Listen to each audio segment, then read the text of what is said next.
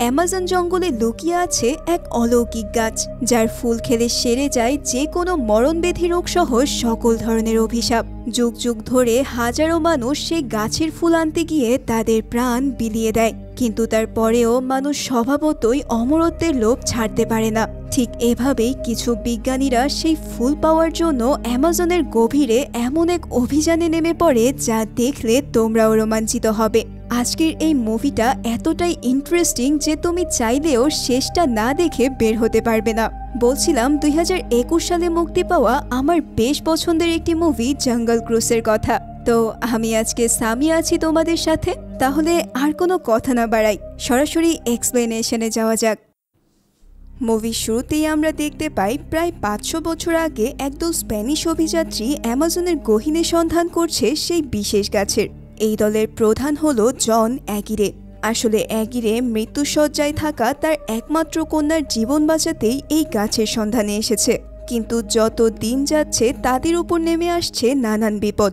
একে একে মারা যাচ্ছে অ্যাগিরের সব সঙ্গী। বিশেষ গাছটিকে রক্ষা করতে যেন ভয়ঙ্কর রূপ ধারণ করছে অ্যামাজন। প্রকৃতির এই নির্মম এবং ভয়ঙ্কর রূপ দেখে বাঁচার আশা যখন তারা প্রায় ছেড়েই দিয়েছিল, তখনই পোকামিজুনা নামের স্থানীয় এক আদিবাসী দল তাদের খুঁজে পায়। তাদের এই মুমূর্ষ দুরবস্থা দেখে আদিবাসীদের মায়া হয়, তাই তারা তাদেরকে উদ্ধার করে নিয়ে যায় নিজেদের গ্রামে। সেখানে আদিবাসীদের সর্দার তাদের একটি ফুলের রস খাইয়ে সুস্থ করে তোলে। আর হ্যাঁ, এটাই হলো সেই বিশেষ গাছ, টিয়ার্স অফ দ্য মুনের ফুলের রস। এভাবেই কিছুদিন কেটে যায়। সুস্থ হয়েই অ্যাগিরে বুঝতে পারে যে একমাত্র এই আদিবাসীরাই জানে সেই বিশেষ গাছটির সন্ধান। তাছাড়াও সে দেখে আদিবাসী সর্দারের গলায় ঝুলানো আছে পবিত্র চাবি অ্যারোহেড, যার দ্বারা সেই গাছের কাছে যাওয়া সম্ভব। ব্যাপারটি বুঝতে পেরেই অ্যাগিরে এইবার সর্দারকে চাপ দিতে থাকে তাদেরকে এই বিশেষ গাছের কাছে নিয়ে যাওয়ার জন্য। তবে স্বাভাবিকভাবেই সর্দার এতে রাজি হয় না, কারণ তারাই ছিল এই বিশেষ গাছের রক্ষাকর্তা। তাই একসময় ধৈর্যহারা হয়ে অ্যাগিরে আর তার সঙ্গীরা হামলা করে বসে সেই নিরীহ আদিবাসীদের ওপর এবং নির্মমভাবে খুন করে ফেলে সর্দারকে। তবে শেষ নিঃশ্বাস ত্যাগ করার আগে সর্দার তাদের অভিশাপ দিয়ে যায় যেন তাদের মধ্যে কেউই আর কখনো এই জঙ্গল থেকে ফিরে না যেতে পারে, এবং এই অ্যামাজন নদীর ত্রিসীমানা থেকে দূরে গেলেই যেন তারা পাথরে পরিণত হয় চিরতরে। এদিকে সর্দারের মৃত্যুর পর তার মেয়ে সেই পবিত্র চাবি অ্যারোহেড নিয়ে পালিয়ে যেতে থাকে। তখন স্প্যানিশরাও তার পিছু ধাওয়া করে, কিন্তু তখনই আশ্চর্যজনকভাবে জঙ্গলের লতাপাতা এসে তাদেরকে আঁকড়ে ধরে। এভাবেই চিরতরে তারা হারিয়ে যায় অ্যামাজনের গহীনে। এরপর আমাদের প্রায় 400 বছর পর লন্ডনের দৃশ্য দেখানো হয়, যেখানে আমরা মুভির মূল চরিত্র ডক্টর লিলি হাউটন এবং তার ভাই ম্যাকগ্রেগরকে দেখতে পাই। এখানে লিলি একসময় তার বাবার কাছ থেকে এই বিশেষ গাছটির কথা জানতে পেরেছিল। এরপর থেকেই সে মনে প্রাণে বিশ্বাস করত যে এই গাছটির অস্তিত্ব আসলেই আছে। এদিকে প্রায় 2 বছর ধরে চলছে প্রথম বিশ্বযুদ্ধ। প্রতিদিন হাজার হাজার সৈনিক মারা যাচ্ছে যুদ্ধের ময়দানে। তাই লিলি ভাবতে থাকে যদি কোনোভাবে এই বিশেষ গাছের সন্ধান পাওয়া যায় তাহলে বাঁচানো যাবে লক্ষ লক্ষ প্রাণ।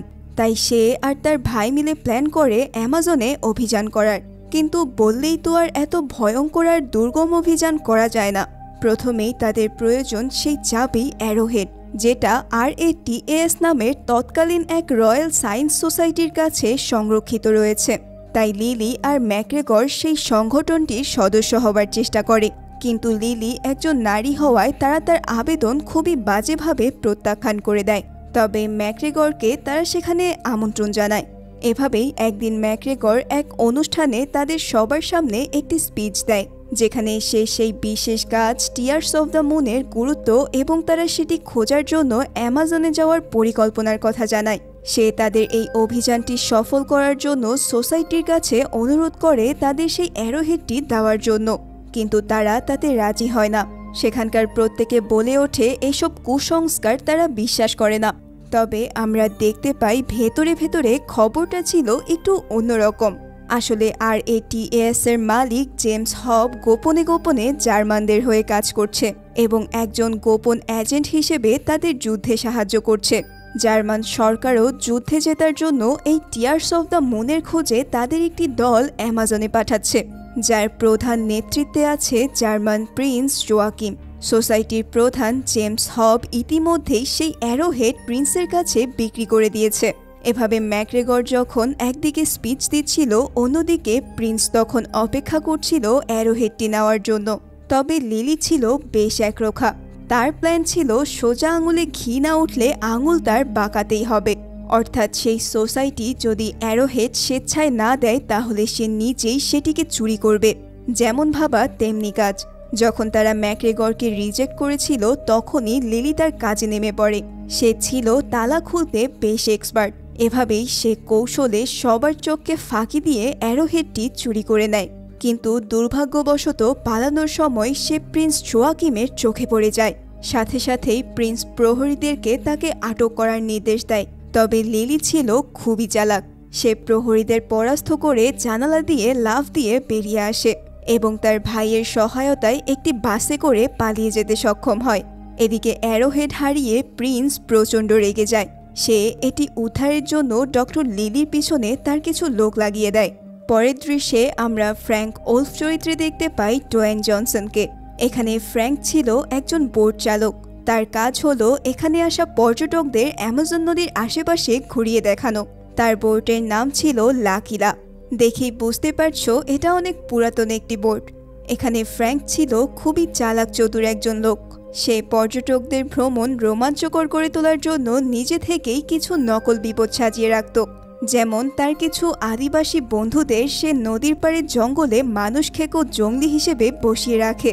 স্বাভাবিকভাবেই এসব দেখে মানুষ আতঙ্কিত হয়ে পড়লে সে দ্রুত সেখান থেকে তাদের সেফলি নিয়ে যাওয়ার নাম করে বেশি টাকা হাতিয়ে নিত।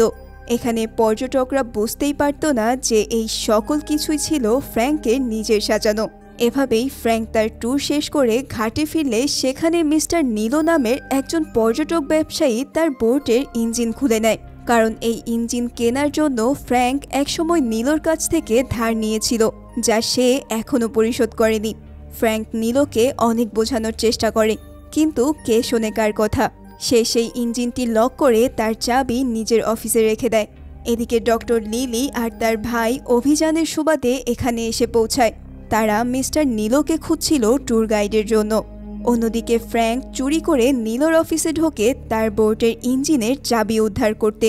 তবে তখনই সেখানে উপস্থিত হয় লিলি।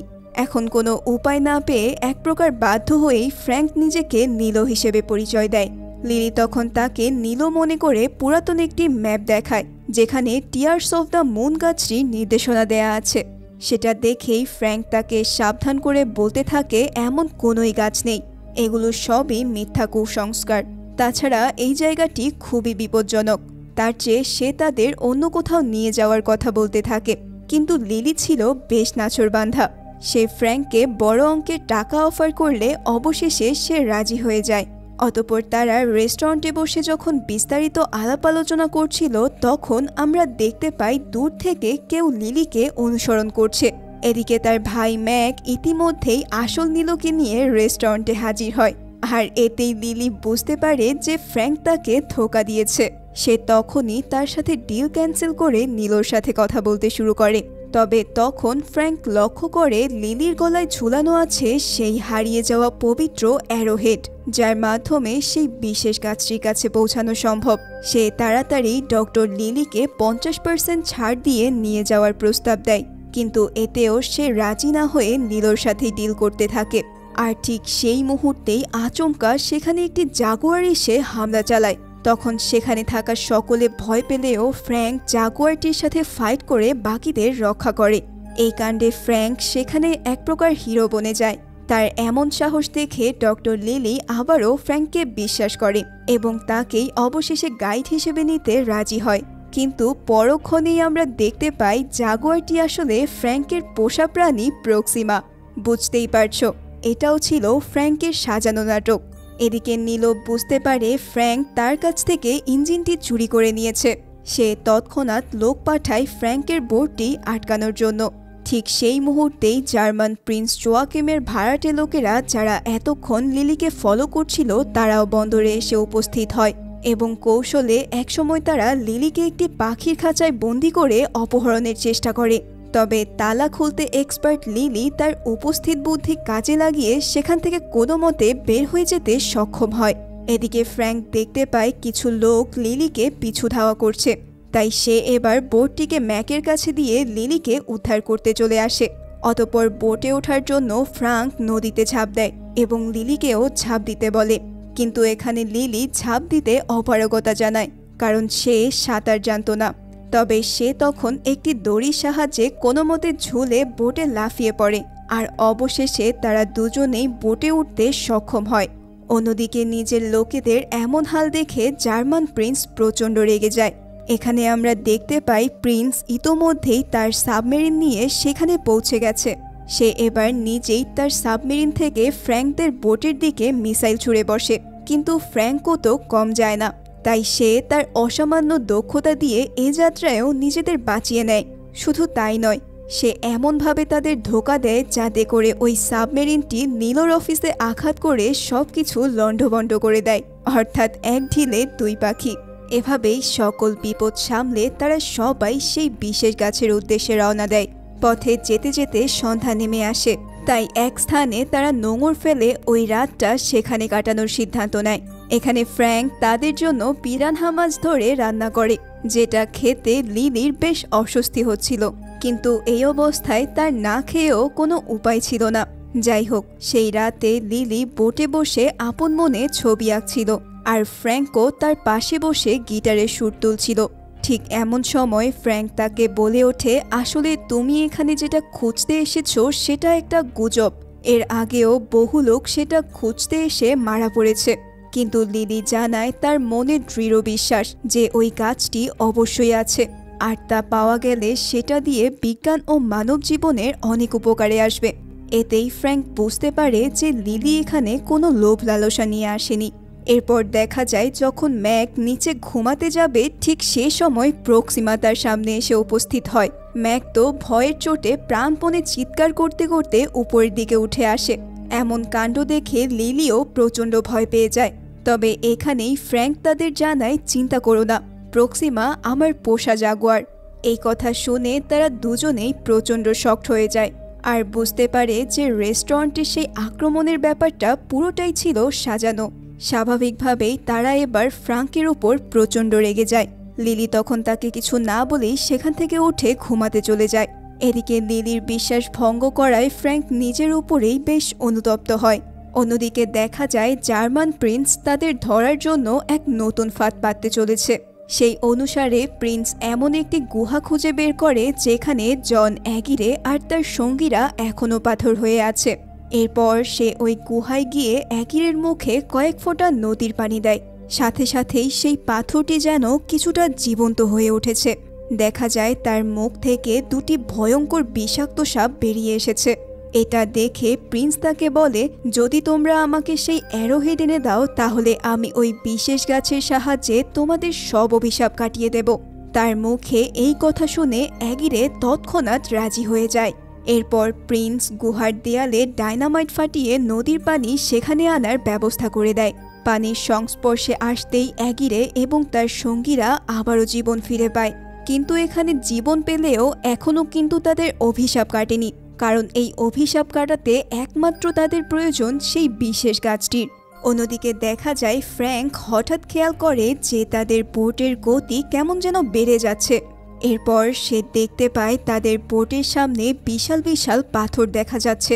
একটু পর দেখা যায় এই নদী ইতিমধ্যেই শেষ হয়ে এক জলপ্রপাতের শেষ সীমানায় এসে পৌঁছেছে। এই দৃশ্য দেখেই ফ্র্যাঙ্ক তার সব শক্তি দিয়ে বোটটিকে ঘোরানোর অনেক চেষ্টা করতে থাকে। অবশেষে সবার প্রচেষ্টায় বোটটি একদম শেষ মুহূর্তে ঘুরিয়ে নিতে তারা সক্ষম হয়। এভাবেই আবারও যখন সূর্য একটু হেলে পড়ে তখন ফ্র্যাঙ্ক ও ম্যাক নোঙর ফেলে বনের দিকে যায় রাতের খাবার আর জ্বালানি জোগাড় করতে। এদিকে লিলি যেহেতু আর ফ্র্যাঙ্ককে বিশ্বাস করতে পারছে না, তাই সে সিদ্ধান্ত নেয় ফ্র্যাঙ্কের ঘরে সে নিজেই তল্লাশি চালাবে, কারণ তার জানতে হবে ফ্র্যাঙ্ক আর কি নিজের রুমে লুকিয়ে রেখেছে। অন্যদিকে আমরা ফ্র্যাঙ্ক আর ম্যাককে দেখতে পাই, যারা জ্বালানি জোগাড় করার পর বসে বসে লিলিকে নিয়ে গল্প করছিল। সেখানে ম্যাক জানায় সে তার বোনকে কত বেশি ভালোবাসে। এদিকে লিলি যখন রুমে ঢোকে তখন লিলি অবাক হয়ে দেখতে পায় যে ফ্র্যাঙ্কের কাছেও হুবহু তার মতোই আরেকটি ম্যাপ আছে। এছাড়াও এক ডায়েরিতে লেখা আছে এই গাছটির সম্পর্কে বিভিন্ন তথ্য। ইতিমধ্যে ফ্র্যাঙ্কও সেখানে চলে এলে লিলি এবার তাকে সত্য বলার জন্য জোর করতে থাকে। তাই আর কোনো উপায় না পেয়ে ফ্র্যাঙ্ক তার কাছে সব সত্যি বলতে থাকে। সে জানায় সেও একসময় এই গাছ হন্য হয়ে খুঁজেছিল, কিন্তু কখনো খুঁজে পায়নি, তাই ইতিমধ্যেই সে হাল ছেড়ে দিয়েছে। এসব শুনে লিলি জানায় তখন তো তোমার কাছে এই অ্যারোহেড ছিল না, তাই হয়তো তুমি খুঁজে পাওনি, কিন্তু এবার যেহেতু অ্যারোহেড আছে তাই আমরা অবশ্যই সেটা খুঁজে পাবো। তাই চলো আমরা সকলে একসাথে হয়ে কাজ করি। এসব কথার মাঝে হুট করে সেখানে একদল আদিবাসী তাদের উপর হামলা করে বসে এবং তাদের বন্দি করে নিয়ে যায়। এরপর সেখানকার সর্দার লিলিকে বলে অ্যারোহেডটি না দিলে তারা তিনজনকেই মেরে ফেলবে, কিন্তু লিলি তো আর সেটা কোনো মতেই হতে দেবে না, কারণ বহু চেষ্টার পর সে এটিকে চুরি করে আনতে সক্ষম হয়েছে। তাই তো কথার ফাঁকে ফাঁকে সে নিজের হাতের বাঁধন খুলে ফেলে এবং ওই আদিবাসীদের কাছ থেকে একটি বর্শা কেড়ে নিয়ে পাল্টা আক্রমণ করতে যায়। কিন্তু অবাক করা বিষয় হলো বাকি আদিবাসীরা তাদেরকে আক্রমণ তো করেই না, উল্টো এখানে তার এত সাহস দেখে তারা মুখোশ খুলে হাসতে শুরু করে। এই অবস্থা দেখে লিলি বুঝতে পারে যে এই পুরো ব্যাপারটাও ছিল ফ্র্যাঙ্কেরই সাজানো নাটক, যাতে সে অ্যারোহেডটি তাদের কাছ থেকে হাতিয়ে নিতে পারে। যার ফলে এবার লিলির ধৈর্যের বাঁধ সম্পূর্ণরূপে ভেঙে যায় আর সে ফ্র্যাঙ্ককে সজোরে একটি ঘুষি মেরে বসে। যাই হোক, পরিস্থিতি কিছুটা শান্ত হলে লিলি গ্রামের সর্দার স্যামের সাথে কথা বলতে শুরু করে। সে তাকে নিজের কাছে থাকা অ্যারোহেডটি দেখায়। এরপর স্যাম অ্যারোহেডের লেখাগুলো তাকে পড়ে শোনাতে থাকে, যেখানে লেখা ছিল ফুল ফোটানোর জন্য মহাবৃক্ষকে বিরল ক্রন্দনরত চাঁদের নিচে থাকতে হবে। স্যাম জানায় এমন একটি চাঁদ 2 দিন পরেই উঠবে। এভাবেই তারা অ্যারোহেডের লেখা পড়ে বিশেষ গাছটির অবস্থানও খুঁজে বের করে ফেলে। তারা জানতে পারে যে লালোনা রটা নামের এক জলপ্রপাতের ধারে রয়েছে সেই গাছটি। এসব জানার পর লিলি এবার সিদ্ধান্ত নেয় যে সে এবার একাই যাবে বাকি পথ, কেননা ফ্র্যাঙ্কের প্রতি আর তার বিন্দুমাত্র ভরসা নেই। এসব শুনে ফ্র্যাঙ্কের মনটাও ভীষণ ভারী হয়ে ওঠে। সে বলতে থাকে এইসব ট্যুর শুরু হওয়ার আগেই সে সেট করে রেখেছিল, তবে পরে লিলিকে বুঝতে পেরে সে নিজেও চাইছিল না এসব করতে, কিন্তু এত কিছুর মাঝে সে এই নাটকটি আর ক্যান্সেল করার সুযোগ পায়নি। তবে লিলি এখনও তার কোনো কথায় কান দিচ্ছিল না। কিন্তু ঠিক সেই মুহূর্তেই এই ডেরায় আক্রমণ করে বসে অ্যাগিরে আর তার সঙ্গীরা। এরপর সেখানে শুরু হয় এক তুমুল লড়াই। সেই লড়াইয়ের মাঝে জন অ্যাগিরে লিলির কাছ থেকে অ্যারোহেডটি কেড়ে নিতে সক্ষম হয়, তবে ফ্র্যাঙ্ক কোনোভাবেই এটাকে হাতছাড়া হতে দিতে চাইছিল না। তাই সেও ঝাঁপিয়ে পড়ে অ্যারোহেডটি উদ্ধার করতে। সে যখনই অ্যারোহেডটি কেড়ে নিতে যাবে ঠিক তখনই জন অ্যাগিরে তার বুকে বড় একটি তলোয়ার ঢুকিয়ে দেয়। এই দৃশ্য দেখে লিলি পুরোই হতভম্ব হয়ে পড়ে। ফ্র্যাঙ্ক তখন পানিতে পড়ে যাওয়ার আগেই অত্যন্ত কৌশলে অ্যাগিরের কাছ থেকে অ্যারোহেডটি ছিনিয়ে নিয়ে তা লিলির দিকে ছুঁড়ে মারে এবং নিজে হারিয়ে যায় অ্যামাজনের নদীতে। এরপর স্যাম তাকে নিজের জীবন বাঁচাতে দৌড়াতে বললে তারা পালাতে থাকে। তারা প্রথমে গাছের উপরে বেঁধে রাখা একটা নৌকায় ওঠে, আর তারপর নৌকাটির রশি কেটে দিতেই সরাসরি সেটি নদীতে পড়ে। কিন্তু এরই মাঝে দেখা যায় ম্যাক আঘাত পেয়ে তার পা মচকে ফেলেছে। তাই লিলি তখন ম্যাককে কাঁধে নিয়ে যেতে চাইলে স্যাম জানায় যে অ্যাগিরে শুধুই অ্যারোহেডটি চায়, তাই সে তাদের কোনো ক্ষতি করবে না, কিন্তু তোমায় সে অবশ্যই ছাড়বে না। তাই তুমি যেভাবেই পারো নদী থেকে দূরে জঙ্গলের দিকে পালিয়ে যাও, কারণ অ্যাগিরে নদীর থেকে বেশি দূর যেতে পারবে না। এসব শুনে লিলি দ্রুত সেখান থেকে পালাতে থাকে। ইতিমধ্যেই অ্যাগিরে আর তার দলবল তাকে তাড়া করলেও ঠিকই বেশি দূর যেতে পারে না।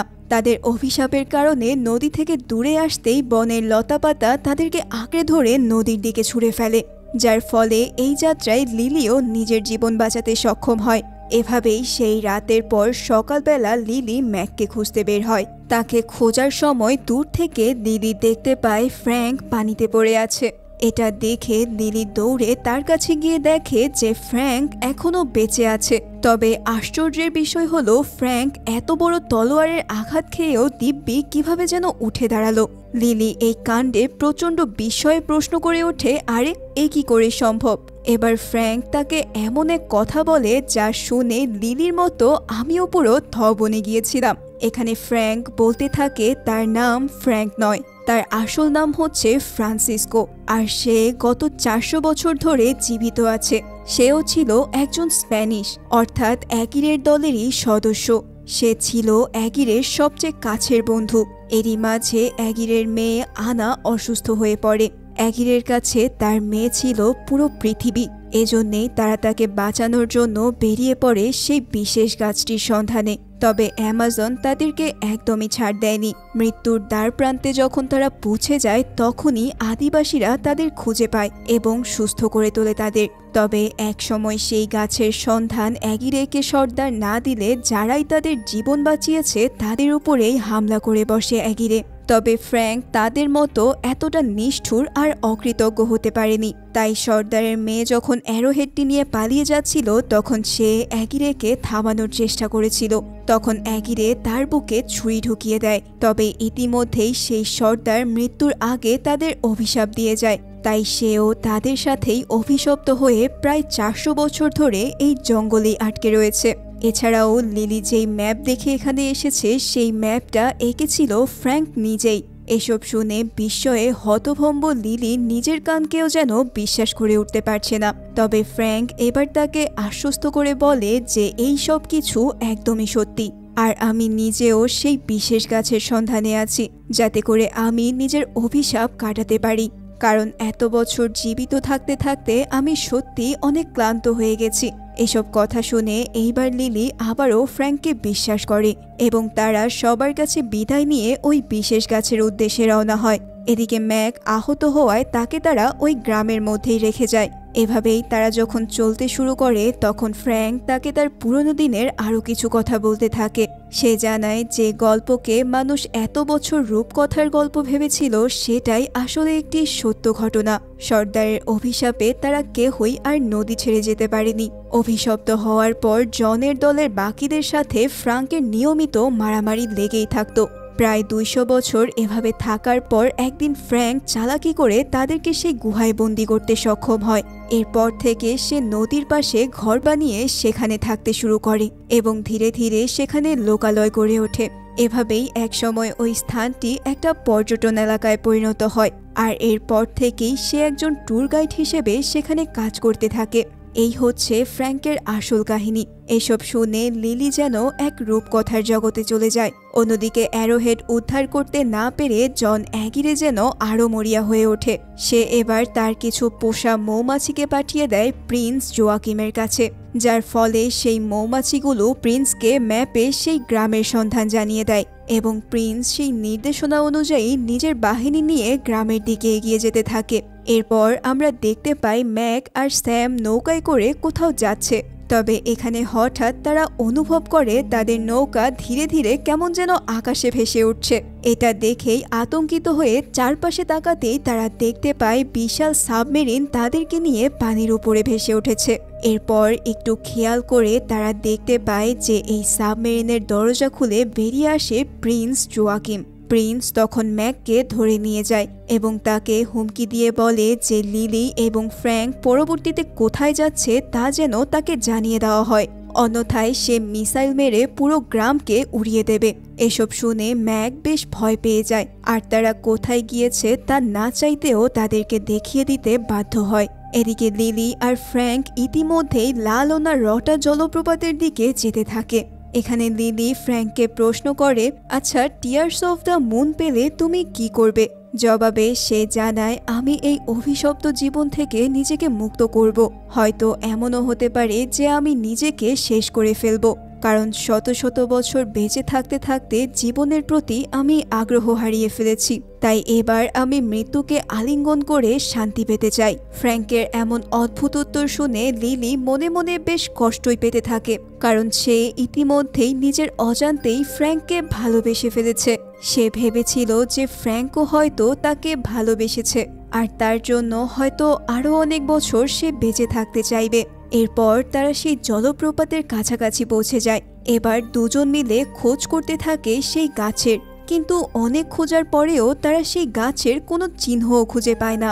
তবে এখানে ফ্র্যাঙ্ক ধারণা করে যে হয়তো সময়ের সাথে সাথে এই গাছটা পানির নিচে তলিয়ে গেছে, তাই সে সিদ্ধান্ত নেয় পানির নিচে খোঁজ করার।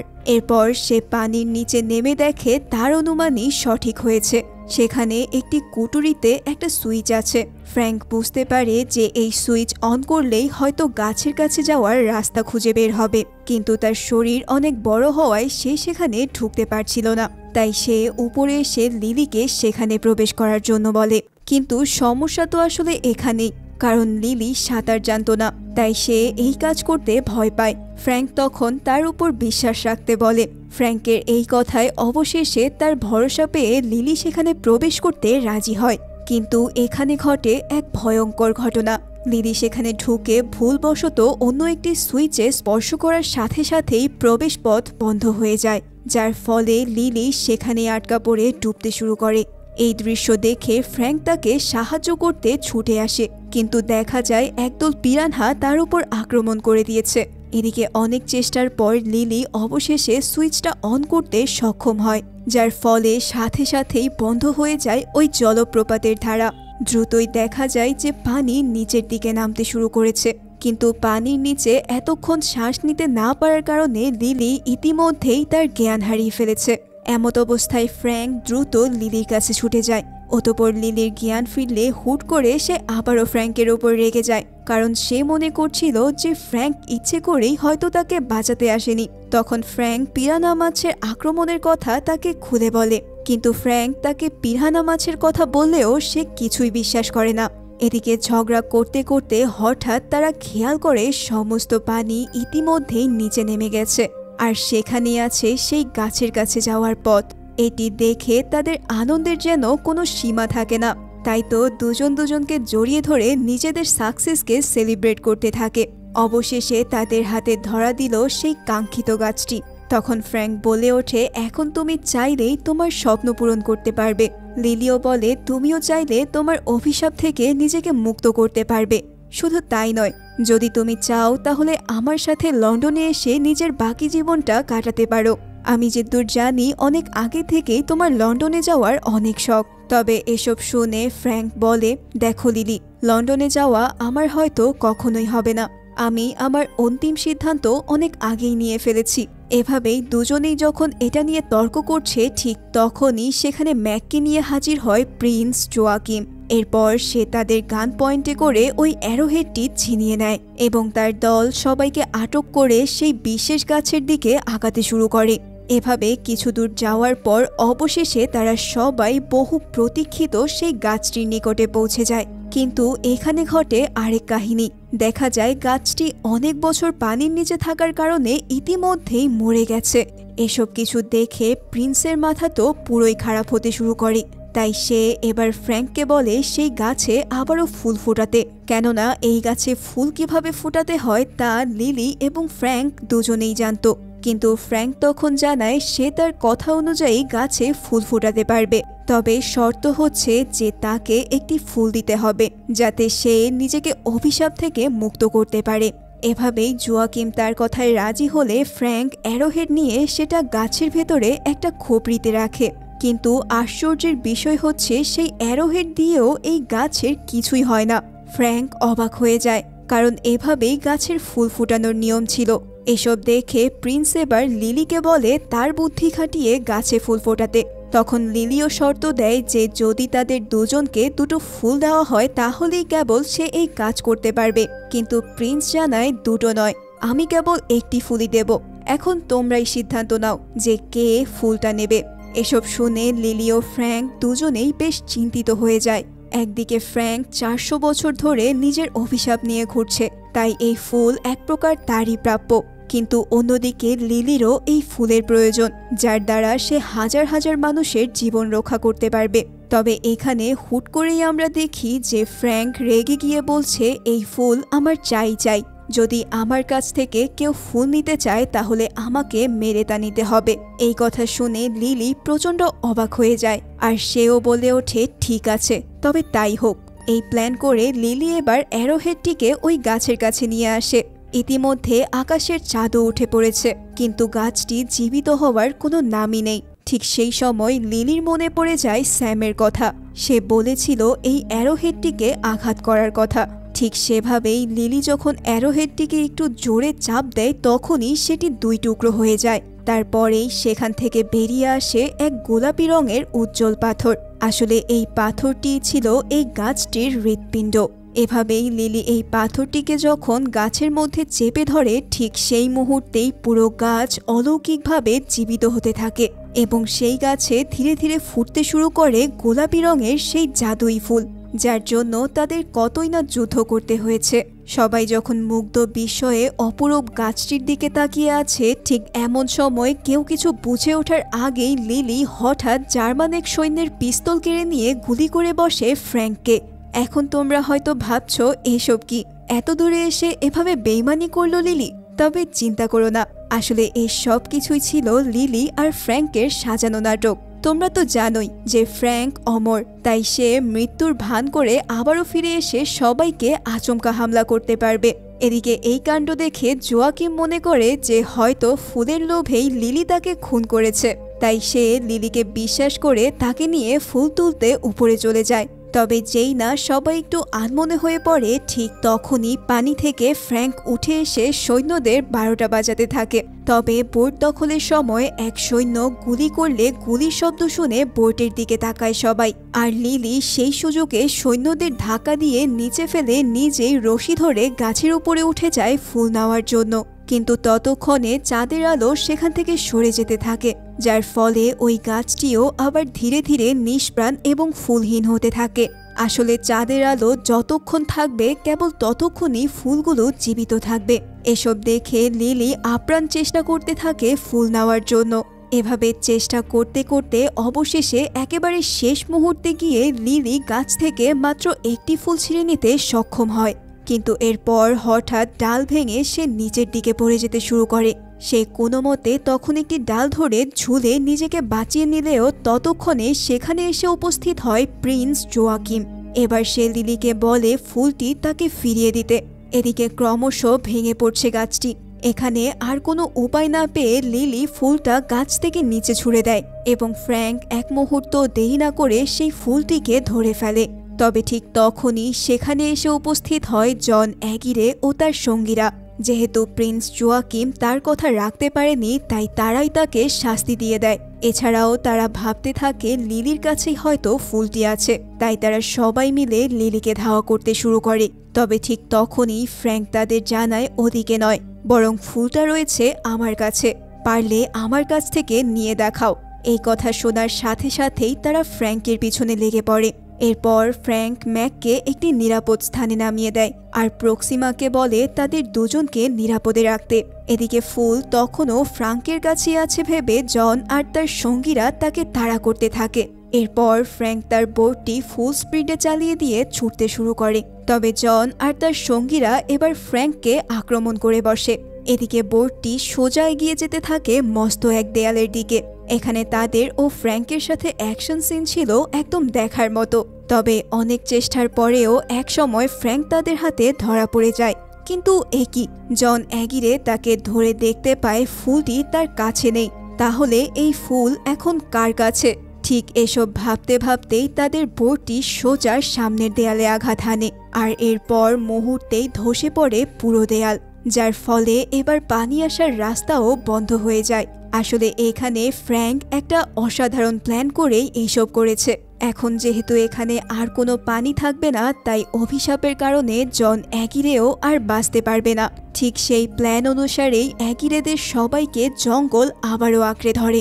তবে এবার সাথে সাথে ফ্র্যাঙ্কও এবার অ্যাগিরেদের মতোই শক্ত পাথরে পরিণত হয়ে পড়ে।